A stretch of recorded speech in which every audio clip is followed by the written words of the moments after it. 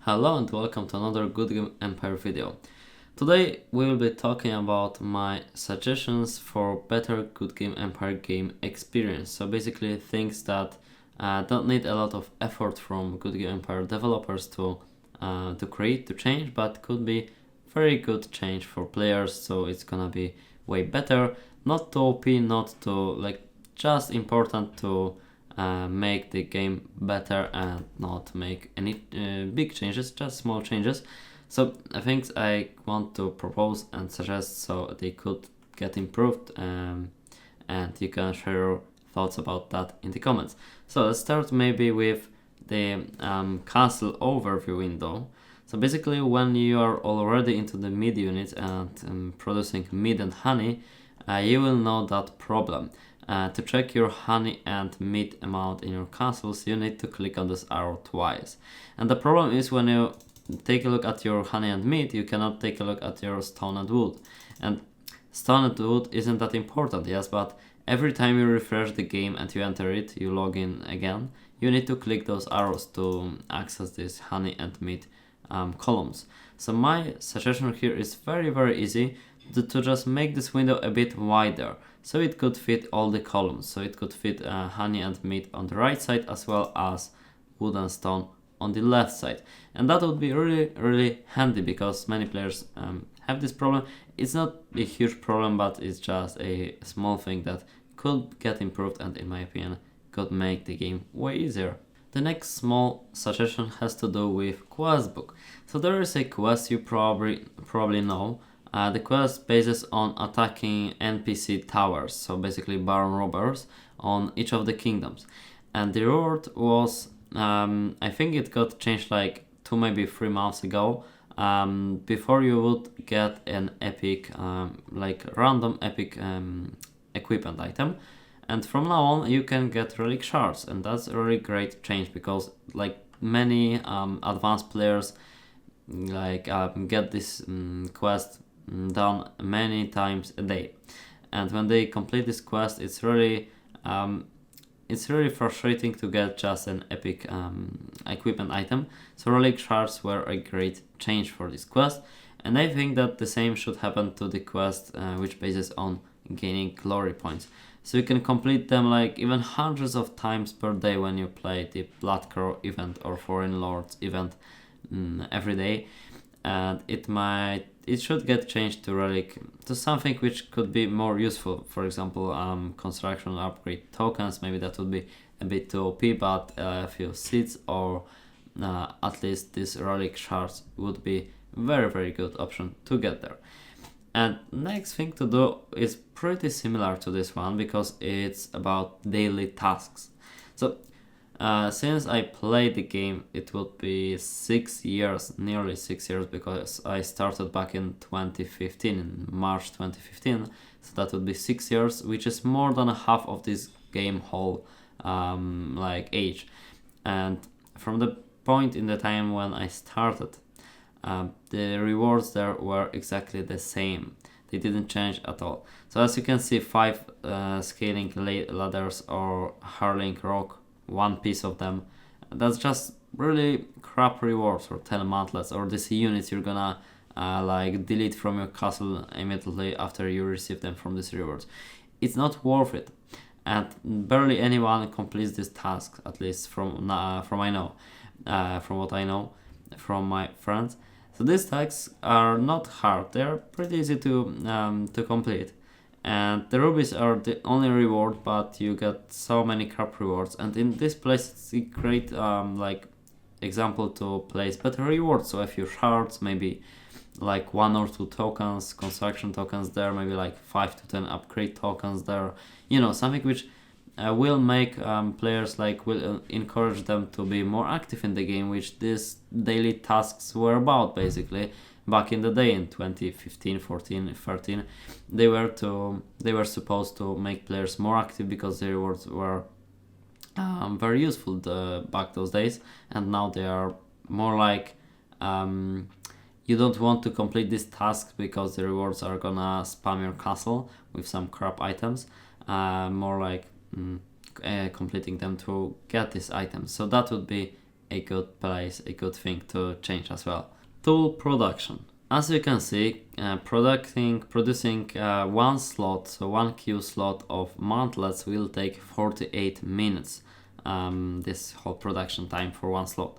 And in my castle I have like on average 3000 public order decorations, and even in castles with like decorations from storms or something like this time required to complete all the tools construction queue is very low, so it's gonna be 4 maybe 5 hours, and you probably even sleep more, so you are out of the game, log out of the game for more than that time. And that would be really handy to be able to put more tools there, same which goes for soldiers. So here we don't have this problem because we have many solutions to this. And for tools, I think that we should also have these solutions as well, so being able to put more tools in one queue slot. So the first thing would be about build items. For barracks, you can buy or create build items which higher this slot capacity by 2 times, basically from 80 to 160, so you can get additional 80 troops per recruitment queue slot, and I think that would be great for siege and defensive workshop as well, and you would already get times to this queue slot. And the second thing is player subscription. So maybe some of you have this. In player subscription number 1 you can get plus 40 recruitment slot capacity. So it would be pretty good to give this bonus also to workshops and to be able to recruit more in one queue, and that would also maybe encourage more players to buy this. So a win-win scenario for GGS and players who already have this subscription mostly. And the third thing I would say is the level of the building. So barracks, when they level up, they give you more space in this recruitment slot, and the same should go for the workshop. So for example, you get, I don't know, the basic could be 80, then 90, then 100, and that would be already a decent improvement. So that's a handy thing that I think should be changed as well. How long will it take to upgrade your keep to level 7? Well, it's actually 3,360 hours. Maybe let's count in days, but it's gonna be better. So it's 140 days approximately. And that's still a lot, so you need to click 140 times on the 24-hour time skip. At the first place you need to have them, and when you have them you need to click a lot of times, and when you don't have them you need to use, for example, 5-hour time skips, and that's already like a few hundred clicks, nearly 8,000. So that's very frustrating, and in my opinion it would be a great improvement for the game to add longer time period time skips. And why do I say it? First, the first thing is that it would be a really great improvement and really handy. And second thing is that in many games which also have this system of time skipping items, they have time skipping of like 2 days, 3 days, or maybe 5 days. So it would be, from my point of view, it would be good to have 48 hours time skips and 100 hours time skips or something like this. And in different games there is mainly, in most of them, there are longer time skips, and the time which you have to skip isn't actually that long. So in Goodgame there is especially very long times and very small time skips, so I think it should be just longer than only 1 day. It should be the possible maximum. And the second thing here to say about it is to allow players to have unlimited space for 10-minute skips. So let's do something which will need to skip time. And yes, here. So if we would add 48 and 100 time skips, I think also a good decision would be to break down this limit. So you can only have 320 from sources like NPC towers. You can get time skips from them as a loot, and you can also buy them at Master Blacksmith. But talking about 10-minute skips, they are perfectly balanced, because you can get them from NPC towers, but you need many of them to make some good use of them. But allowing players to collect unlimited amount of them would be great, in my opinion, to non-spending players to make a bit higher scores in Nomad and Samurai Invasion, because they would be able to skip more camps basically, and that would be a pretty decent improvement, not making the game profits lower at any point. I think it would make no difference at all, and players would be more happier about that to use them however they would like to. Master Blacksmith. There is still a lot of rumors about this change which took place like 3 or maybe like half a year ago. Anyways, probably most of you recognize that change I'm talking about. The prices went up times 10.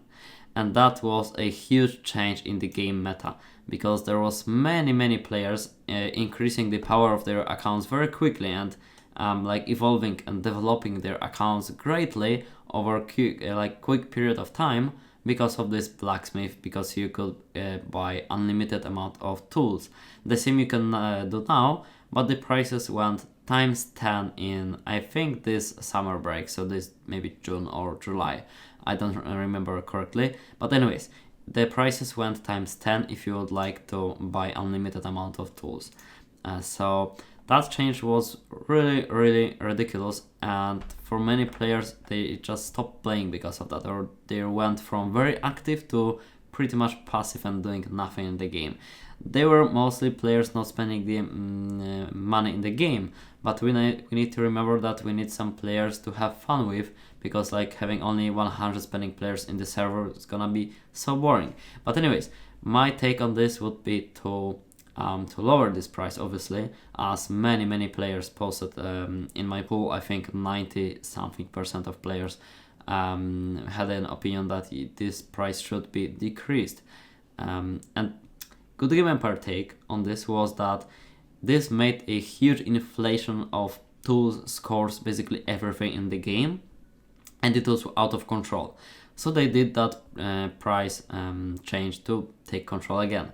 But in my opinion, they should decrease these prices to as high as maybe 3 or 4 times more than it is now for the cheapest package, and how it was before. So before you would pay 17 silver pieces for 100, and now in my opinion it should be like times 3 or maybe 4, so it would be affordable, but you need to spend most of your silver pieces like collected in the event to make this score in the event, so you wouldn't save a lot of them and there wouldn't be great inflation in the game, but you would be able to develop your account quickly, and that would be really a great option in my opinion. And you can also share these thoughts on this thing in the comments. Do you remember those times when you would be able to get 30 rubies from a NPC tower? Yes, they were there. It was possible in the game a few years ago, back in the time. But now it's not. Those are just battle reports from Robber Baron at level 60, around 60. So you can take a look at this amount of rubies. But I will say you that you can maximally get around 25 rubies from the cultist tower. So on Fire Peaks. This RBC, so Robber Baron Castle tower in the shortcut, and you can get up to 25 rubies, and back in the day you would be able to get 30, but you had actually less spendings counting in rubies back in the day than you have now to stay competitive in the game. So in my opinion you should be able to collect a bit more rubies, for example from like 20 to 30 instead of 15 to 25 on all RBC towers. So just a small slight improvement for the ruby amount, and that would make the game or the towers great again, I guess. So that would be pretty balanced in my opinion. Now it's, I think, too low for players to stay competitive just from towers and fortresses, because fortresses, yes, you need to put your effort, but you can get amazing results. But if someone for some reason can't rely on fortresses, maybe they don't have enough time to hunt on them, they could, for example, attack these RBC towers, so Robber Baron Castle towers, and collect rubies from this source. And I think that should be increased slightly to make the game competitive and mostly for free-to-play players, and we can't forget about them because they are very important in our game. Alright, so the next change is about Samurai Invasion. So there is basically two reasoning behind why is it so rare in the game. Like, what's the motivation, Goodgame Studios' motivation to put this very rarely in the game? Because in the last year we had, I think, 4 or 5 of them. So basically we have them once a 2 or 3 months. So that's very rarely. And like 2 years ago, for example, we had them the same amount of samurai compared to nomad invasion. So basically, in the period of time, it was like nomad, foreign lords, samurai, blood curse, and it was repeating all the time. So it was just like this, and the samurai invasion was the same rarity than the nomad was back in those days, but it got changed.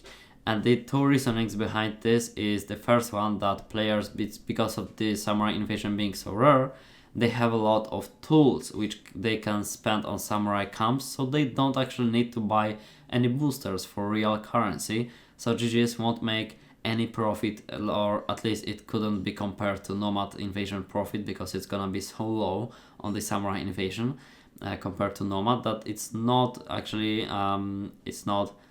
going to make them any profit, and it's way better, and they're gonna make more profit on nomad instead of samurai. So that's how they might take a look at this. Their approach might be like this.